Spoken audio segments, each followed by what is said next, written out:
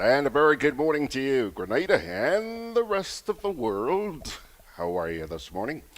It's another Friday morning. Hey, thanks a lot for joining us for today's Good Day, Grenada. I'm George Grant, and let me start. Let me start with the not so good news. Notice I didn't say bad news. Not so good news. Our buddy is not going to be with us this morning, Brian. Just a short while ago, I was advised that Brian is going to be out of town. Huh? Huh? So he's not going to be joining us this morning. However, by the way, that means the program this morning, I've been threatening you with these so called abbreviated programs. Huh? Yeah, we're going to end early this morning. No, no, no. It never happened. But I think it may happen this morning. We just may wind up a little bit earlier than we normally do this morning. Unless something really, really, really interesting happens. But we'll just play it by ear, see how it goes. So, what do we have cooking this morning? Well, we have a statement from the Cuban Embassy. Ain't going to go into much detail until we get to that, but yeah. Received a statement from the Cuban Embassy, which I thought I should share with you this morning. As always, we do have a report from the GIS, the national report. That comes your way in just a wee bit. And finally, I see here that Grenada is preparing to host international cricket. Yaman. Yeah, they're busy at work. A lot of people are all pumped up about that. And I'm going to play you a little piece that was put together by Sherry Ann Noel, who's with the Government Information Service, and she'll explain to you what they've got up their sleeves, okay? So, that's going to take care of your rundown on this, and boy, let me tell you, it's a beautiful, beautiful morning here. Sat outside a little while ago just soaking up the incredibly beautiful dry season weather we're having here. Have you noticed how the landscape, everything seems to be looking a little bit parched nowadays? Can't tell you the last time I saw a drop of rain. But that time of the year. And by the way, this happens to be my favorite time of the year. I like the first 1, 2, 3, January, February, March. I like those months of the year. One, it's usually a little bit cooler, although I have to tell you, we've been having some pretty darn warm temperatures here. And usually the skies are nice and clear. Not a lot of clouds out there, which means it's not as humid as it is at other times of the year, like, starting in June, July, and going all the way, especially August. Yeah, usually pretty damn warm down here. Anyway, oh, by the way, before I start this morning, since you guys are early, I'm going to be early too by visiting Facebook, even before we get into today's rigmarole. DF is saying good morning, fellow pilgrims. Pilgrims, family. He's in Brooklyn. Peter's saying good morning to all. This short class may happen based on what is said in the... You're being naughty, DF. You are being naughty. And you know it. Go stand in the corner. No lunch for you today, okay? Yeah, he says, based on what is said in the NNP report. TF, you're not alone. Veronica Sandy is saying good morning to everybody. Can someone say happy birthday to me? Hello, Veronica. Happy birthday to you. I guess you're old enough to have the car keys now, eh? We can let you go out on your own, huh? Hey, girl, happy birthday to you. I hope you do have a blessed birthday and that it turns into everything you would like it to be. I'm not a big one when it comes to celebrating birthdays. I usually remember my birthday on the day of my birthday when hello, George, happy birthday. Hmm? Yeah, well, Veronica, happy birthday, girl. And I'm sure that the whole class joins in wishing you a happy birthday. Who else is here? Margaret's saying good morning, but she's not wishing happy birthday, at least yet. She's wishing you a happy Friday.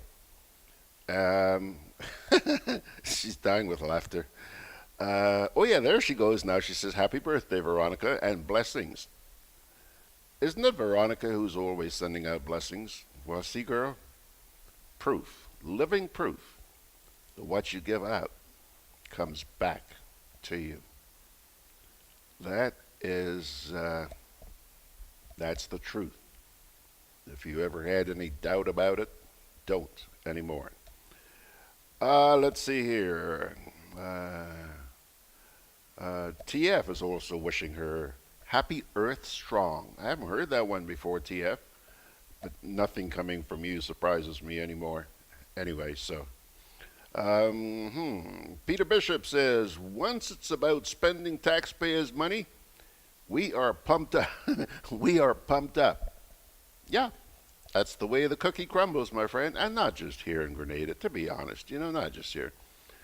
Veronica says, thank you, George, and Peter's now remembered to say happy birthday, Veronica. So, girl, you are loved. One of these days, I'm going to meet Veronica Sandy, and I'll find out who Veronica Sandy is. But in the meantime, just accept all the love that we've got coming your way, that you've got coming your way. So, let's get down to brass tacks. It's 7.5 minutes after the hour. Here's a statement by Eugenio Martinez Enrique. He's the Director General of Latin America and the Caribbean for Cuba, I would imagine. And I quote, following the script provided by the U.S. administration, the OAS Secretary General has organized a new show against Cuba, a conference, as he calls it, on the Cuban constitutional reform. It is striking that the Secretary General, with his distinctive anti-Cuban obsession, reiterates mere slanders and lies about our country, while ignoring so many pressing matters in our America, matters to which he does not devote the same efforts, time, and resources of the organization of which he is an official. The Secretary General should know that neither him nor that organization has the right to discuss the constitution of a state that is not and has no interest in becoming a member state, and therefore is not bound by nor has any obligation whatsoever towards its treaties. The OAS is the organization that, at the service of U.S. imperialism, supported the attempts to isolate Cuba, supported military interventions in Latin America, cruel military dictatorships created, financed, and protected for years by the United States, and failed to denounce the most heinous tortures in our region, trampling over the rights of the people of our America. The Secretary General disrespects the letter of the OAS Charter, which enshrines the nature of his functions, none of which grant him autonomy or power to orchestrate such actions, and most certainly no OAS state members have the right, no OAS state members has conferred on him such a special mandate. We do not and will not recognize any moral or legal authority of the OAS or any of its officials and subsidiary bodies attempting to single out Cuba. The Cuban Constitution stems from the sovereign authority of its people who democratically discussed the draft constitution that will be voted upon shortly. The Secretary General of the OAS is wrong in repeating the script so many times rehearsed against Cuba. The Cuban Constitution is to be discussed and adopted only by the Cubans, as will be confirmed next Friday, or next February 24th. That's a statement which I received yesterday afternoon from the Cuban Embassy. Okay, pilgrims, let me see. Hey, Lincoln. Lincoln is saying good morning to everyone. Thank God it's Friday, boy. Thank God it's Friday. It's been a really, really good week, Lincoln. But I'm always happy to see Friday roll around. And he says, rejoice and be glad, for it's a wonderful day the Lord has made. Amen, Lincoln. That's somebody else I got to meet. Lincoln Roberts. Okay, pilgrims, I'll tell you what, let's get right down to our first commercial break. And then we'll come back with the national report and see if we can stir up some some comments from you people out there. Why not? I'm always on the move. Training, traveling, competing. A commemorative postage stamp. So it's good to know I have Co-op Bank in the palm of my hand. Introducing e-banking, one of many customer convenience services from Grenada Cooperative Bank. And there's more to come. It's swift, simple, and secure. Welcome home.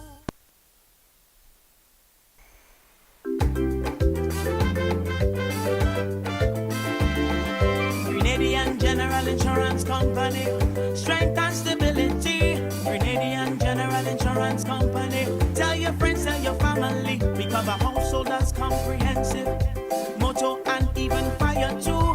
Contractors all risk burglary, public liability, professional indemnity, directors liability, and wait, we still have more. Come and find out more what you're waiting for.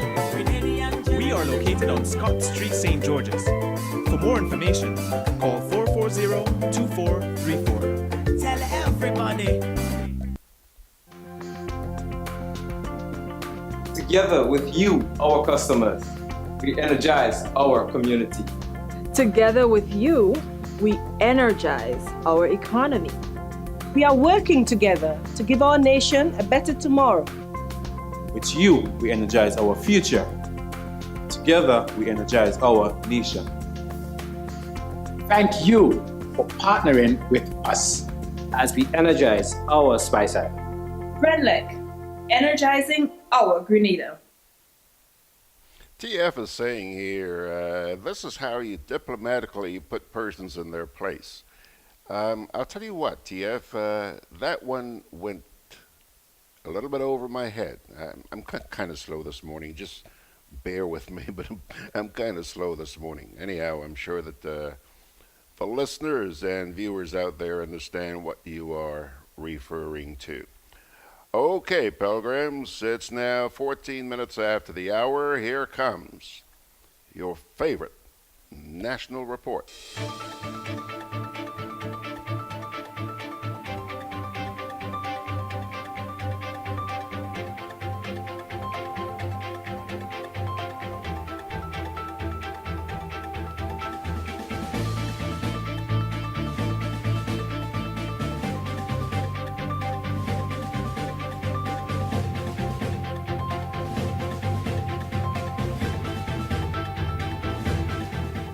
International Monetary Fund proposes ex-ante approach to building resilience in Grenada. Details to this story and more in the National Report.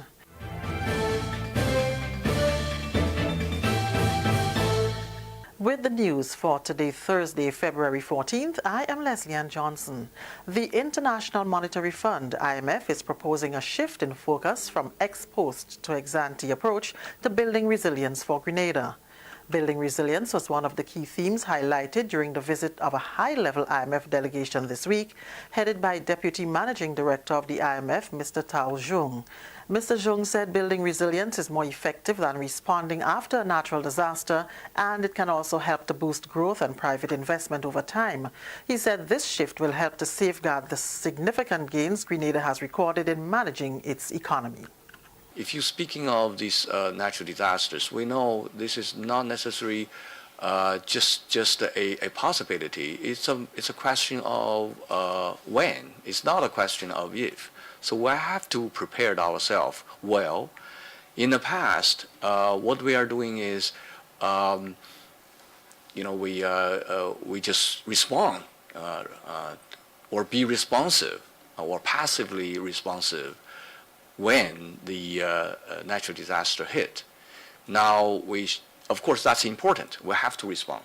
We have to be responsive. But more importantly, we realize that we have to move ahead and prepare ourselves in advance. So what we call it, the ex-ante resilience building effort. So that's a core part that we are trying to work together with the government, and including the part on the sound macroeconomic framework. Mr. Zhong said Grenada's economic performance has been quite solid as a result of the strong macroeconomic policies pursued by the government and the tough fiscal measures. We think the government and the country is on the right track, and this is the beginning of that. It is not the end of the story, and we hope Grenada can provide a right case so that other countries in a similar situations like your neighbors can draw some lessons learned here, can draw some good experiences here to help them to prepare their work. I think because Grenada is, like I said early on, is one of the members in our big families, and we benefit each other, and we learn from each other. This is not just a matter of one-way flow of monetary terms, etc. But more importantly, the information, the knowledge flows, two-way flows. Sometimes that we provide advice to the countries, and sometimes the countries' experiences show a good way for us so that we can also pass on to our other members. So we all benefit from this relationship. Prime Minister and Minister for Finance, Dr. the Right Honourable Keith Mitchell, also acknowledged the need for a shift in focus, saying the actions we take in the preparedness and mitigation phases of the disaster management cycle can significantly reduce our level of vulnerability and consequently the potential impact of a disaster. We are, in effect, building resilience. Dr. Mitchell added, we have done an excellent job of ensuring fiscal resilience, and we must now broaden the scope of that to build a true resilience. We are cognizant of what we have done, as I mentioned just yesterday at the luncheon with the IMF team. Parliamentarian partners, social partners, and we say to them, this journey is far from over. We now have to safeguard what we have achieved. We, those of us today, we have to leave a legacy for our children and grandchildren. We cannot now say because we have achieved where we are, then we go back to do business as usual. Now go and increase wages beyond our ability to sustain it. Just keep hiring people into the public sector and not obtaining sustainable growth in jobs. That does not help us. Try and give everything that you earn, particular pension increases that you cannot sustain. It hurts everybody, including the pensioners. So we have to be responsible. So, finally, government is already keenly aware of the significance of this and the resilience, the fiscal, infrastructure resilience, the financial resilience and social resilience that we must have as a country. Meanwhile, Prime Minister Dr. The Right Honorable Keith Mitchell left the country on Thursday for meetings of the Eastern Caribbean Central Bank in St. Kitts, following which he will travel to New York to participate in independence celebrations with Grenadian nationals there. On Thursday, Dr. Mitchell participated in the afternoon session of the 3rd Annual Growth and Resilience Dialogue with Social Partners, which was held under the theme Building Resilient Institutions and Infrastructure for Sustainable Growth.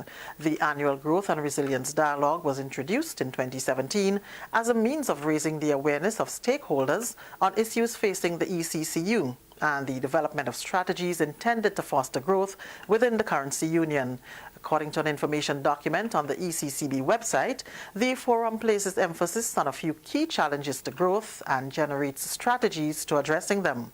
The document further states that the issue of regional transport infrastructure, gaps and market-based governance arrangements have been identified as the key areas for discussion at the 2019 edition of this event. Speaking to the media prior to his departure on Thursday, Dr. Mitchell described the Annual Growth and Resilience Dialogue as an important opportunity to bring together government leaders and the leadership of trade unions, non-governmental organizations, churches and other partners in the development process. The objective of Thursday's meeting were to focus more on institutional strengthening and infrastructure to share effective best practices for growth and resilience, to encourage the exchange of ideas and to forge further consensus on the key elements of the Growth Action Plan. On Friday, Dr. Mitchell, who is currently chairman of the Eastern Caribbean Currency Union, will chair the 93rd meeting of the Monetary Council. At the close of the meeting, Dr. Mitchell will lead a press briefing that will look at outcomes of that discussion. The Prime Minister will then travel on to New York, where he will participate in Grenada's 45th Anniversary of Independence Gala and Awards Ceremony, which will be held at El Caribe in Brooklyn. Dr. Mitchell is scheduled to return on Sunday. Minister for Infrastructure Development, Public Utilities, Energy, Transport and Implementation, the Honorable Gregory Bowen has been appointed acting Prime Minister in the absence of Dr. Mitchell. This is the National Report. More news after the break.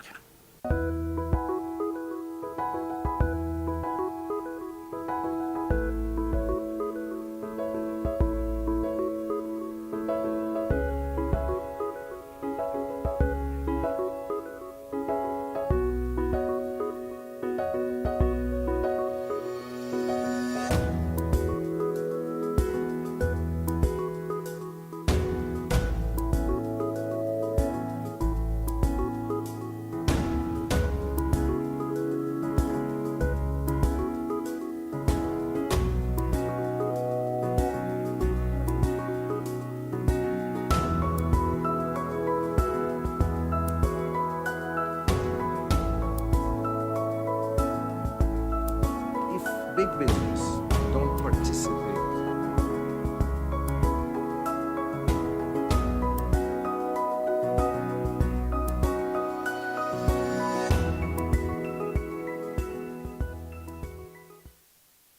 Continuing the news, 50 young people on Thursday graduated from a 3-month life skills and practical training, looking forward to facing the world of work. The program, Fostering Level-Headed Youth, or FLY, seeks to develop young people through skills training as a means of reducing youth unemployment. An emulation ceremony was held at the National Stadium on Thursday, marking the completion of the 3 months of training in restaurant and bar services and facilities maintenance in St. David and St. John. The Honorable Kate Lewis, Minister with Responsibility for Youth Development, says the skills acquired through the FLY program are the gateway to other opportunities. You are now more empowered to improve your quality of life and that of your family and your community. You are now better equipped to make a lasting positive impact on the development of your community and your country on a whole. Parliamentary Representative for St. David, the Honorable Oliver Joseph, spoke to the importance of using the training to maximize their potential. It is important to have our people trained and certified so that they can take their rightful place in society. Society keeps evolving, and we have to train our young people to deal with this evolving society. So we have vehicles now that are keyless. We have tires that are tubeless. We have TV that are wireless, but we still have some people that are clueless. So we need to have people trained in order to deal with all these new challenges. And I'm pleased with the turnout from St. David, the number of young people that came forward and said they wanted to be trained. Because that is where it must start. It must start with you as the individual responding to the call. And the parliamentary representative for St. John, the Honorable Alvin Dabrio, applauded the participants for adding value to their lives and increasing their human capital. It gives me immense pleasure to be part of this graduating ceremony. There is no greater feeling of accomplishment than seeing our young men and women excel and develop personally, socially, academically, and professionally.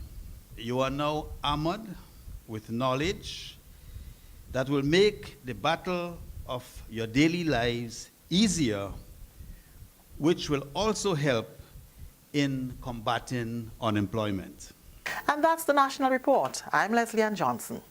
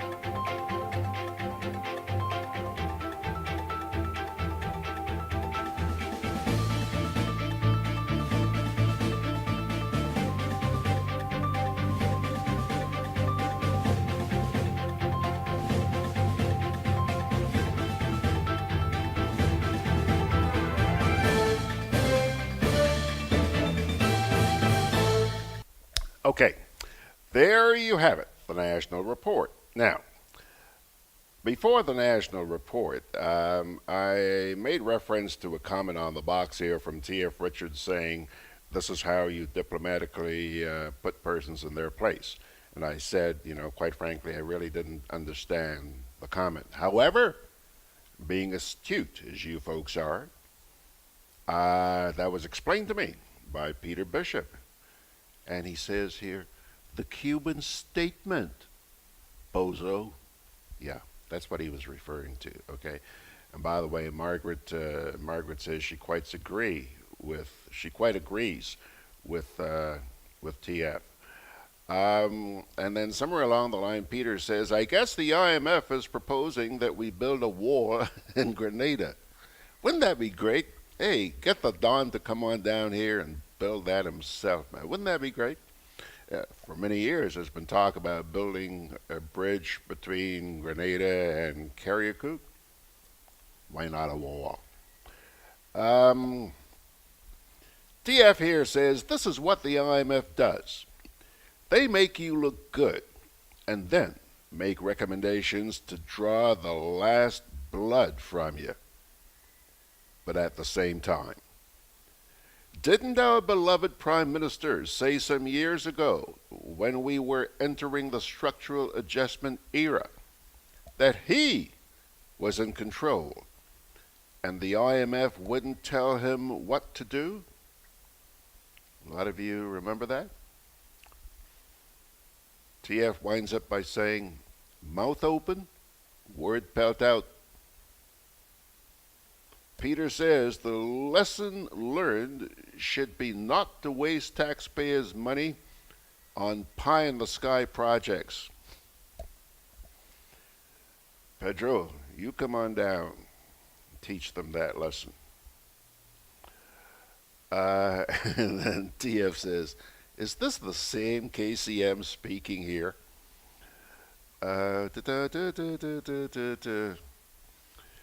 TF also says, I applaud the engaging and development of youth.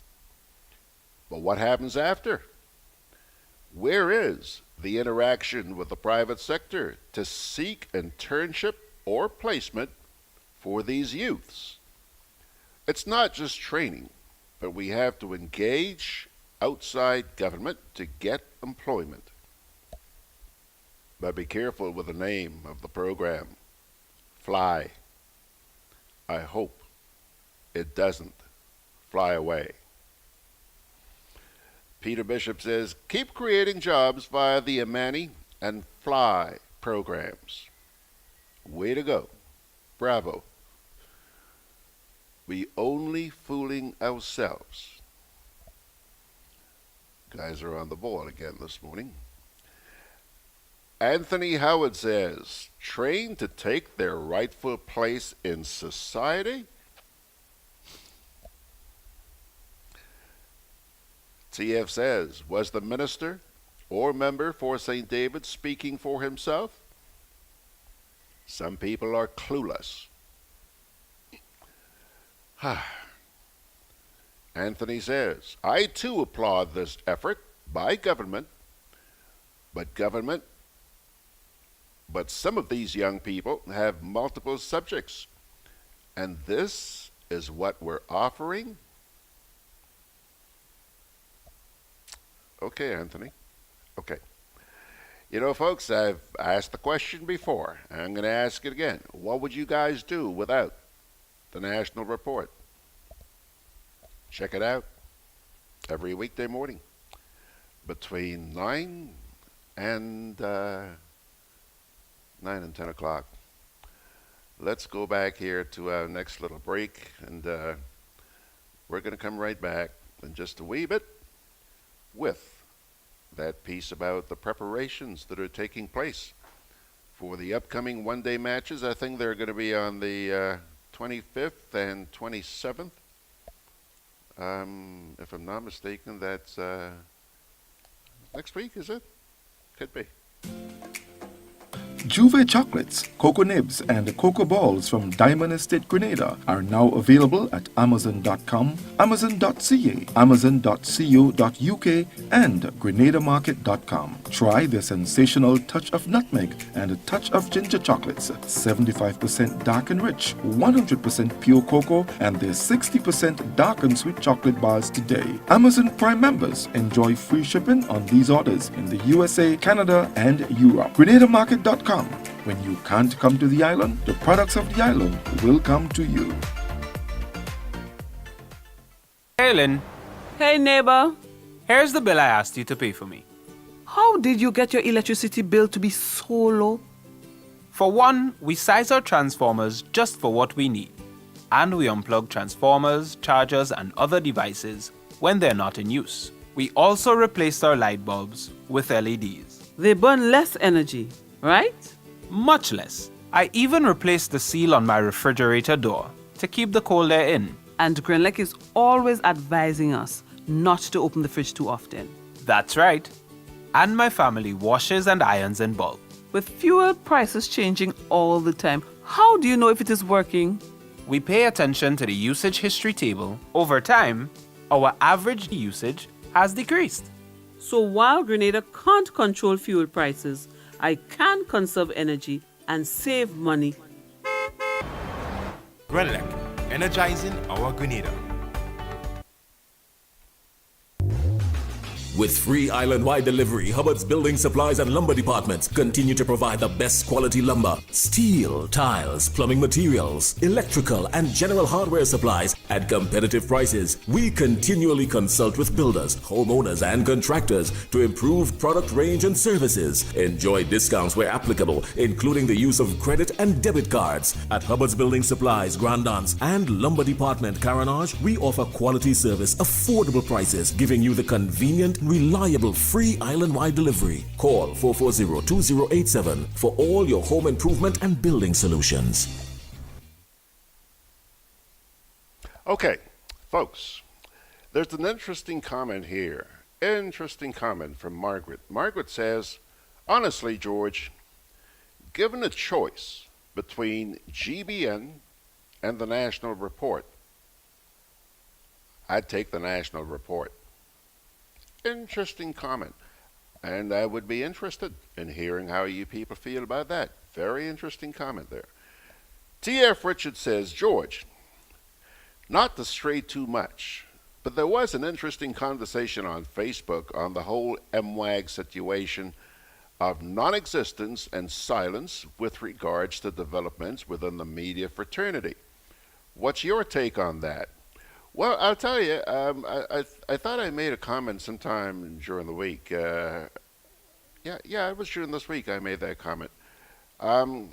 I know that a lot of people are concerned about what appears to be happening. The saturation of media entities in this country with political pundits, if you will, whatever. And I'll tell you, that is of grave concern to me. Grave concern. It diminishes the free press. And yeah, there are people who say, well, you folks in Grenada have free press. Haven't you listened to the radio stations and watch the television stations? People saying all kinds of stuff. That's only part of it, my friends. That's only part of it. And I have been struggling and continue to struggle to maintain freedom of thought, free press, you know. There are people who have been battering me because over the past couple of weeks, I think I clearly illustrated that I believe that both sides of the story should be heard. And you know, those of you who've been listening to me over the last 14 years know that I do reach out to both sides.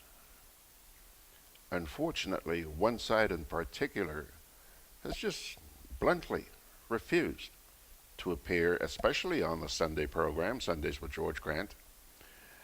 And let me give you two recent occurrences within the last week or so. You may remember that I recently had Dr. Terrence Marichaux and John Rello in here talking about the Venezuelan situation. These folks are pro-Maduro, okay? And they were speaking as private citizens, right? However, I thought, you know, it would be interesting to hear from the government itself how it feels about this particular idea. So I decided, let me try and call the Minister of Foreign Affairs, Peter David, and ask him to appear. Well, when I phoned, he did not answer, nor has my phone call been returned. I told you this during the week. So I did the next best thing. I decided, okay, I'm going to send him a copy of that conversation I had here with Rello and Terry Marichaux, and explain to him, you know, that I'd really like to hear his views on the Venezuelan situation.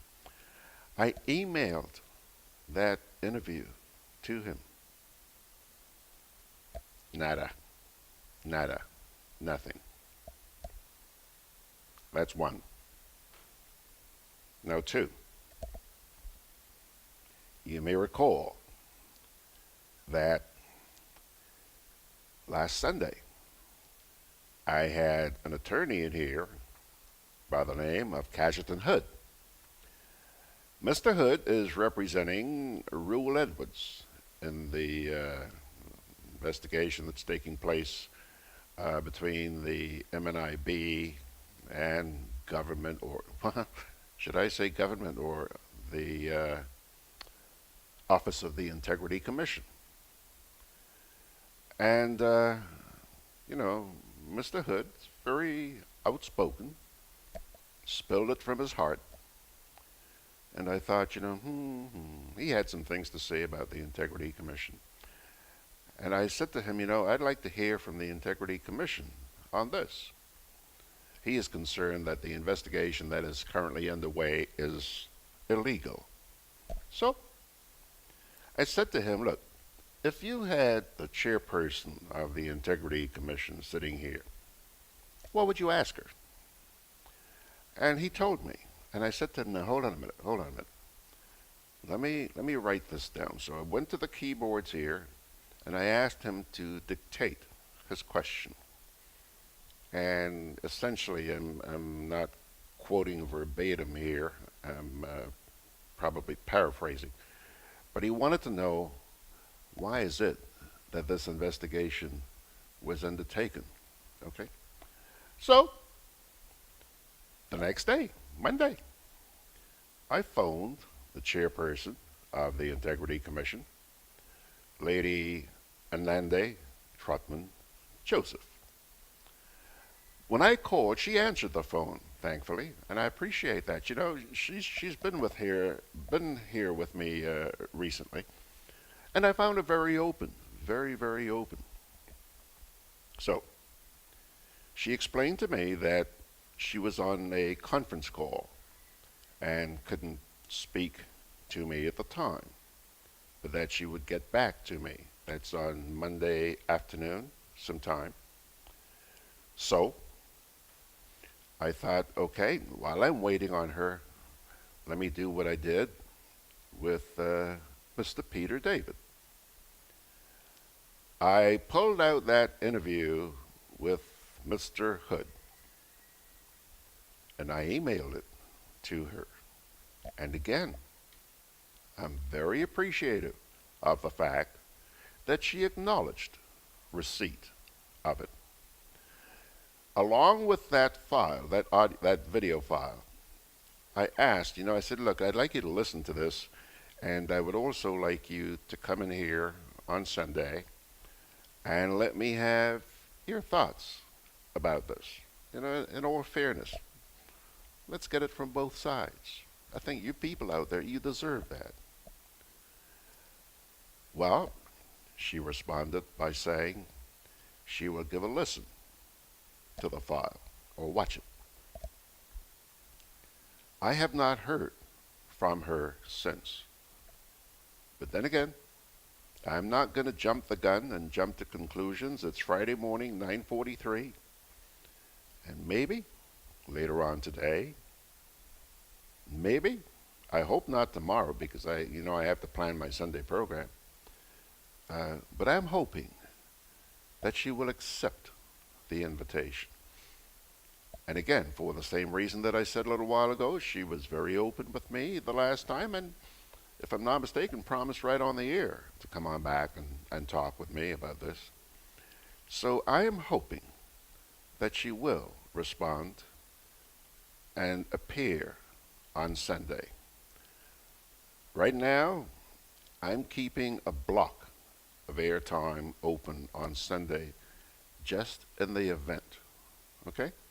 I'm not going to jump to conclusions.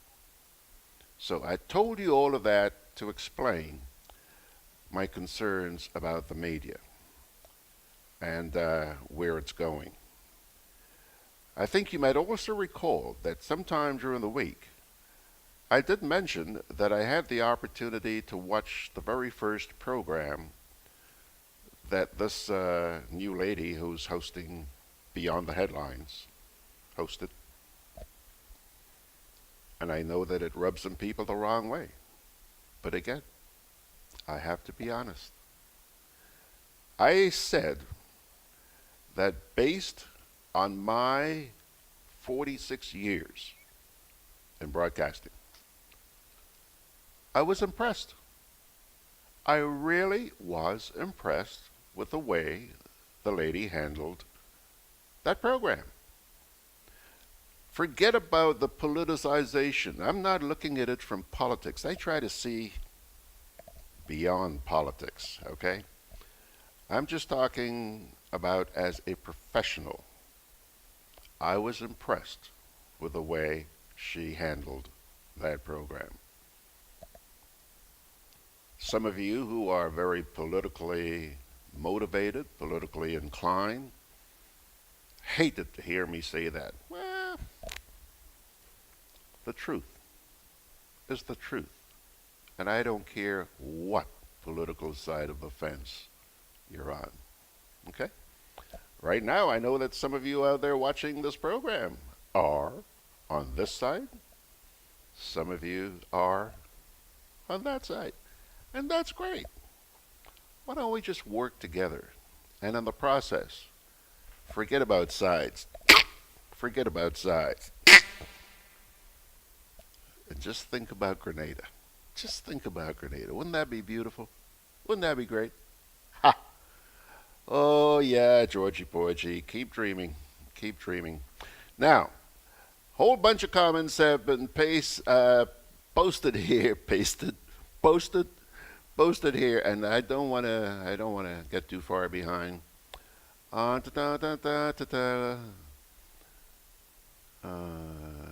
T.F. Richard says, George. Oh, wait, I read that one already. Margaret says, T.F. MWAG cannot take a stand because it is highly compromised. Yeah, T.F. was asking me, what was my take on the situation that's developing here in the media. And Margaret, again, your sentiments have been widely echoed all over this country. Widely echoed. I stand out like a sore thumb so far. So far. Okay. And I intend to go to my grave standing out. I don't take sides. Quite frankly, I don't give a hoot who runs this country. As long as we have good governance. That's my quest. All right. TF says, sorry, Peter, hold on a minute. Peter Bishop says, TF Richards, get ready. KCM heading your way to get ready with your donation to drop in the briefcase. Yeah, the Prime Minister is in New York, I think, or will be there this weekend for the Grenada Independence celebrations up there. Hey, this independence thing's really dragging on, isn't it? Peter says, let's discuss that issue, George, one day soon. MWAG. Hey, I'm wide open. These folks, they have alienated me, but oh my goodness, you certainly don't see me crying. That's fine. TF says, but George, I'm seeing that the class is small today. Have your students gone to the gardens to collect produce for market for market day tomorrow? I don't know. Yeah, well, it's coming up. TF, I'm glad you mentioned that. When you consider the number of programs that are on the air right now, well, on social media, a lot of these streaming programs, everybody has become a broadcaster today, and that's great. I'm glad to see, that people do have that sort of access to the masses. But I recall something I was taught years ago. I was working in Montreal. I had just gotten into the media in Montreal. And I never had any intentions of getting into the media. It was the furthest thing from my mind. I wanted no part of the media. All I wanted to do was fly airplanes. That's why I went to Canada, to learn to fly airplanes.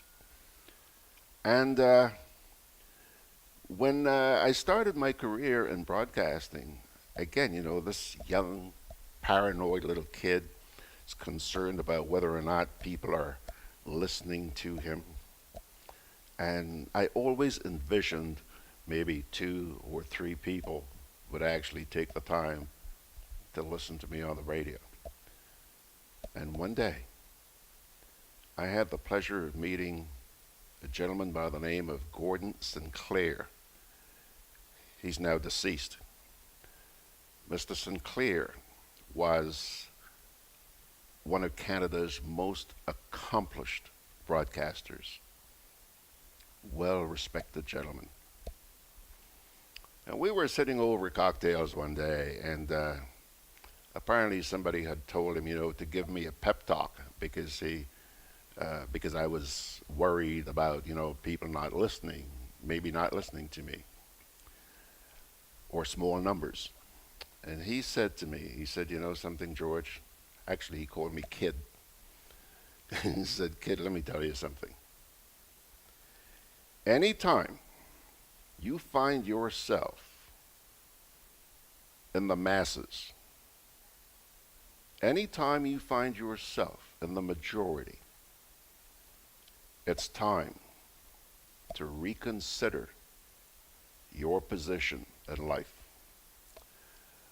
Folks, that was about 40 years ago. That has stuck with me like you wouldn't believe. I've told you before, I don't have a very good memory. That is something I have never forgotten. So when I look there and I see, a low number compared to the number of people who are listening to all of the other stuff that's out there, big deal. You're here, aren't you? That's the important thing. Thank you so much. Get back to Facebook, George. TF says, George, would you have a rubber stamp appear on your Sunday program? I hope not, because your listeners would be left confused. As a result, it would be bad for business. I don't know how much worse it could be for business, TF. I don't have any business. I don't have any business. That's why you go to my website there at the top. You'll see a little button that says donate. And let me tell you, you could count on one hand the number of people who have donated. I get all the compliments about, oh, what a wonderful program this is, man. Oh, geez, you have to keep this up, man. You have to expand. Do this, do. Hey, Georgie wants to. He wants to. But one, he's operating alone. And two, in this environment here in Grenada, he ain't have that many advertisers. You check. There are 4 advertisers who make this program possible right now. So the yada, yada, yada, yada, yada really doesn't mean an awful lot. So I know what it's like to be without. But you know what? By God's grace, I am still able to sit here every morning, chat with you. Let's see here now. Peter Bishop says, government is not accounted to our people. I guess he meant accountable to our people. Well, that's a well-established fact. What are you talking about, Pedro? Anthony Howard says, I think the government of Grenada should not engage openly in discussion on the situation in Venezuela. We are not in a good position to withstand the fallout. Anthony, maybe a good point. But hey, the media approached you because the media is usually blamed for saying this and saying that without checking, right? This media reached out. Now, if you don't want to come, say, hey, I understand. I'm not going to force you.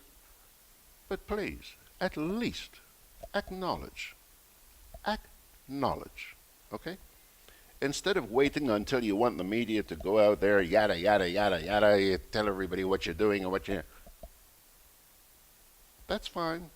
But please, when we ask questions, help us to be accurate.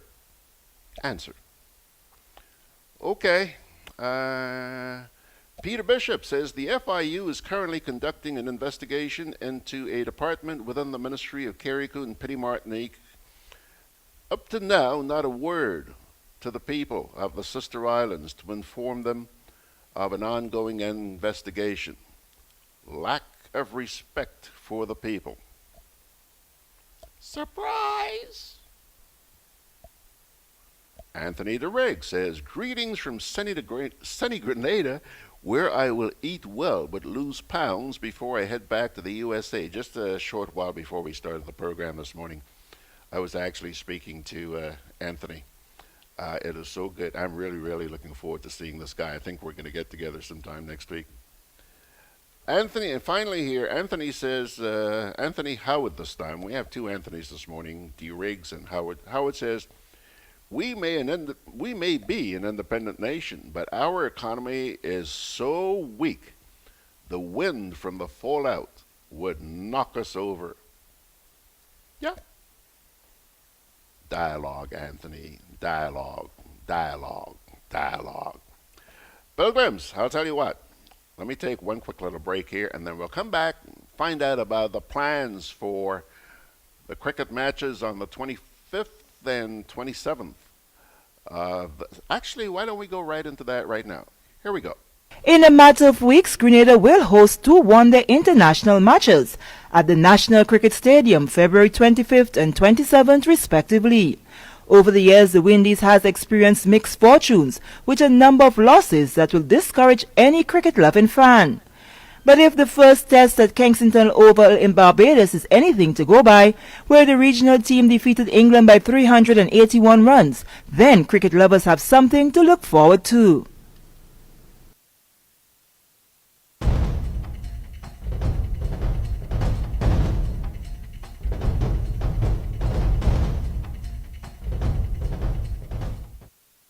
We want the Grenadian public to support, make them feel welcome.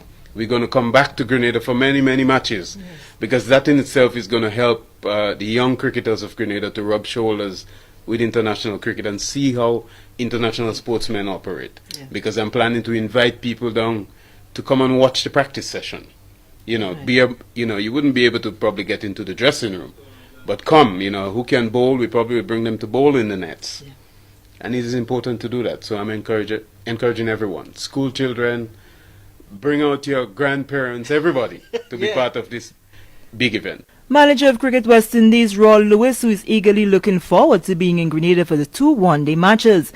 The excitement is building with tickets on sale and many seats having already been sold in anticipation for 2 days of lovely cricket in pure Grenada. With a local organizing committee in place, President of the Grenada Cricket Association, Dwayne Gill, says work is progressing well to ensure the successful hosting of the two one-day matches in late February. Maintenance work on the facility is priority, which also means ensuring that screens are functioning to give cricket lovers maximum visual advantage. We are now responsible for the operations, so just basically running the game on behalf of Cricket West Indies. So we are responsible from the pitch preparation and all the logistics that goes into having the game here. It's something we've been doing for quite some time now. Anytime there's an international game, the GCA is the one who actually runs that particular game. And to have two ODIs return to Grenada, as president of the Cricket Association and as a cricketing fan yourself. Of course, we're very happy. I mean, we didn't have cricket here, international cricket here, since 2015. And then England, that's always a big game for us. So we're quite happy that the English will be returning here. It will do a lot for our cricket. It will do a lot for the economy as well. And more importantly, the people in Grenada would have the opportunity to see cricket at the highest level. We've been looking at it on the television screens for some time now. We have the opportunity to show the world now that Grenada is really the place to be, and we will do that in February. I know the minister would have mentioned in his post-cabinet brief that a team of Chinese officials, engineers, would have checked the building and so on. One of the concerns, though, was the screen. You said that you all will be in charge of what takes place. So what is the latest on that to ensure that everything is in place? Yeah, well, we work with the Ministry of Sports and the Stadium Authority, right? And there's a plan in place. The screens, as they are not functional, there is a plan B. So there will be screens at the stadium come February 25th and 26th. It might not be the same screens we are accustomed to, but there will be screens in place for those matches. And in terms of your LOC and the volunteers, how is that aspect going? Yeah, well, we've already started work. The LOC has met, thinking about 2 or 3 occasions already. The NOC has also met. And so the process is continuing in terms of getting the people to work at the games, the persons who actually pay to work, and of course the volunteers. There's someone in charge of the volunteer committee. So the rollout for that is not really out as yet, but in due course, all of that would be in place. The time seems long, but it's not really long. It's a very short time. But throughout the course of December and January, we will see those positions coming into place.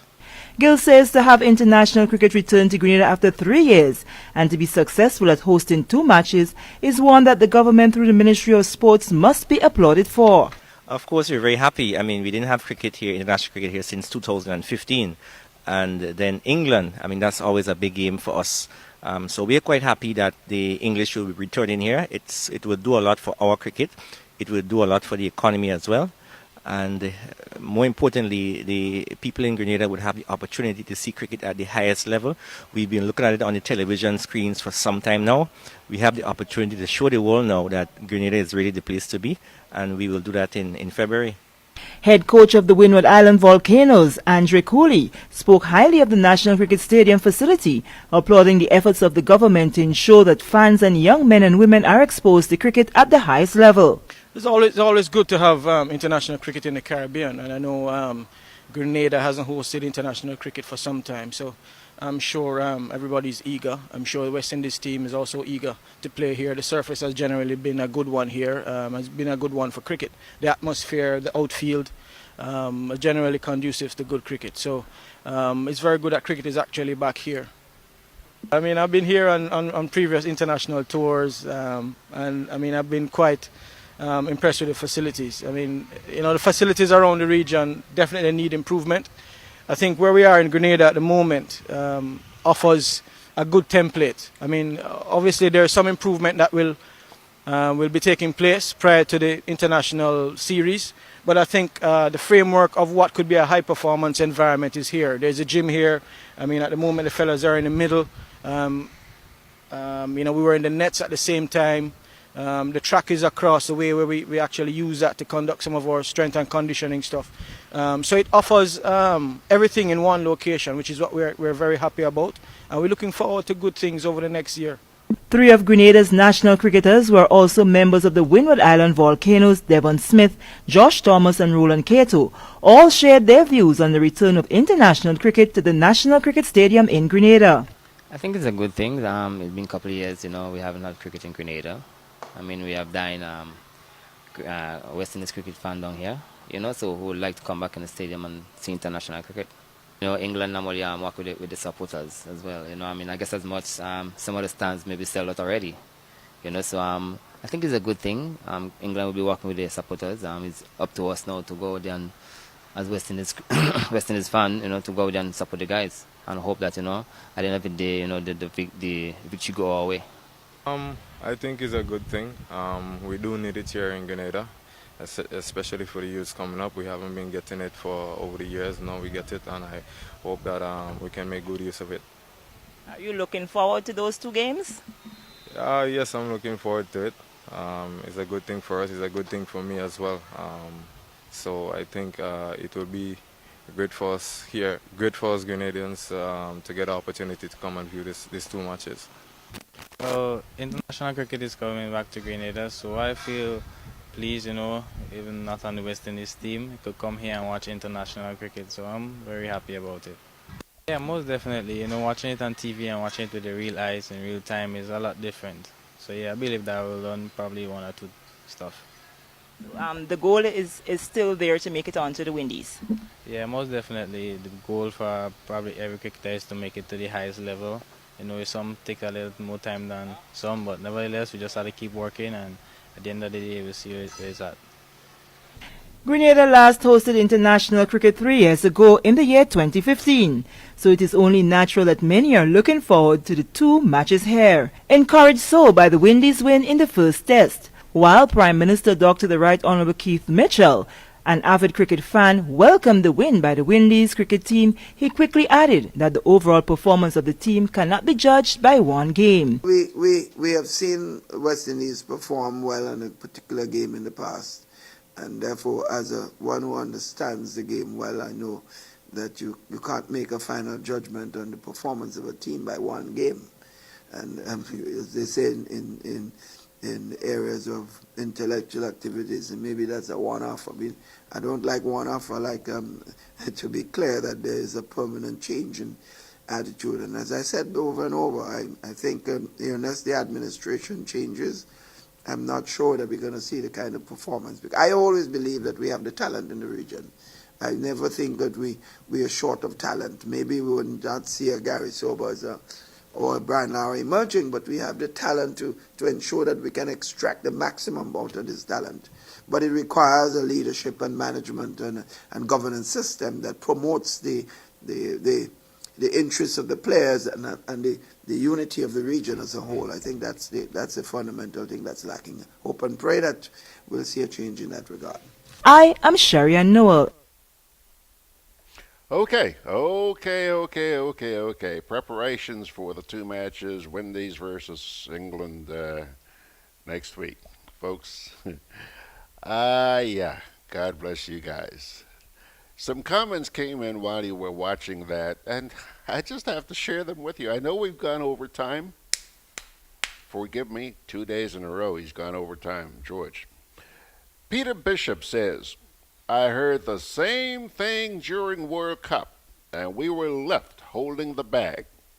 Up to now, we don't know how much money was spent, just the usual hype. The minister was not even prepared to say how much money we have to fork out to host the games. Peter Bishop also said here, PM have beef with WICB. No kidding. T.F. Richard says, this reminds me of the Sherian that I knew in her early life as a journalist. She had previously ran some good social and informative segments. Hope this is her doing and a start. Okay, I hope that this is her doing and a start to other segments and not just a publicity stunt based on where she is now employed. Kudos, though. I join you, TF. Nice piece there. Well, you may change your mind when you hear what Margaret has to say in just a wee bit. Let's see here. Margaret, while you were watching that, she says, there goes that would have again. Mags, don't hold your breath. Mags, this is something that is endemic in every strata of our society. Every strata, Margaret. It has to do with the education system. You know, it's not just one or two people who use this would have. And by the way, there's nothing wrong with using would have. It's just the context in which it's used. And obviously, this is what people have been taught in schools. It's all over the place. You can't escape it. So she says, there goes that would have again. And then she says, ODI, LOC, NOC. What happened? That is alphabet soup or what?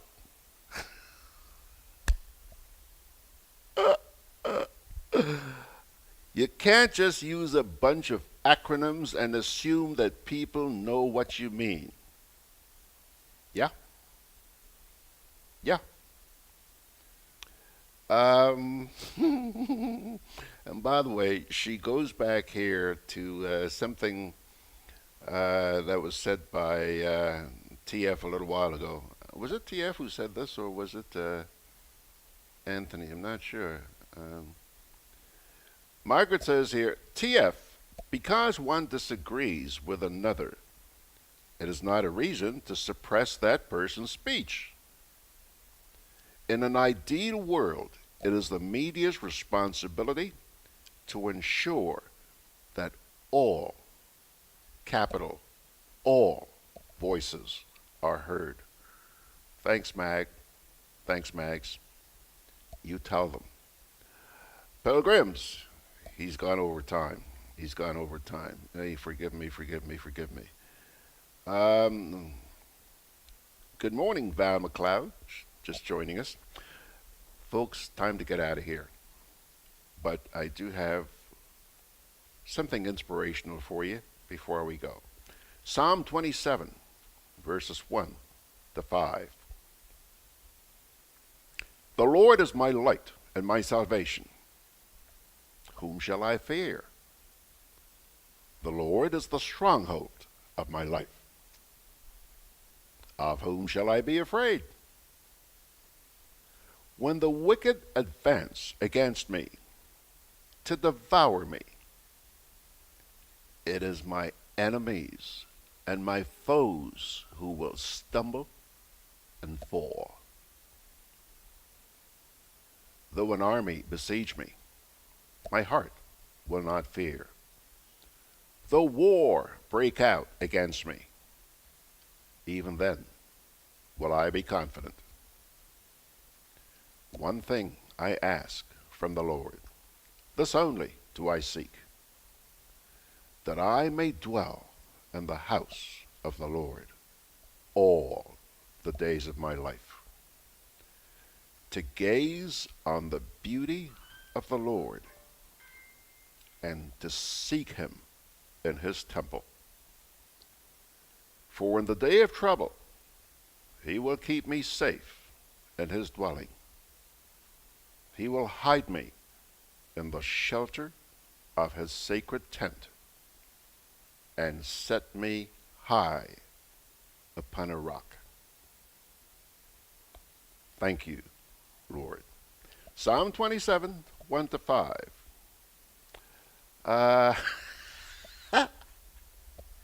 TF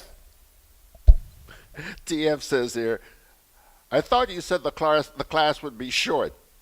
TF, I thought so because of the absence of Brian this morning. Never in my wildest dreams we would have gone, coming up on 13 minutes overtime. Hey? That, TF, was an answer to prayer. I don't have anything else to cling to but prayer. You have seen how those prayers have been answered. Okay, pilgrims. Georgie Porch. Let's see. Jennifer Myers says, amen. Have a blessed day, you all. Thanks a lot, Jennifer. Georgie Porgy's going to go right now try and find something there, feed his face. And I am extending an invitation to you to join me on Sunday morning for another bang-on edition of Sundays with George Grant. In the meantime, Georgie Porgy sending God's blessings your way. Take it easy.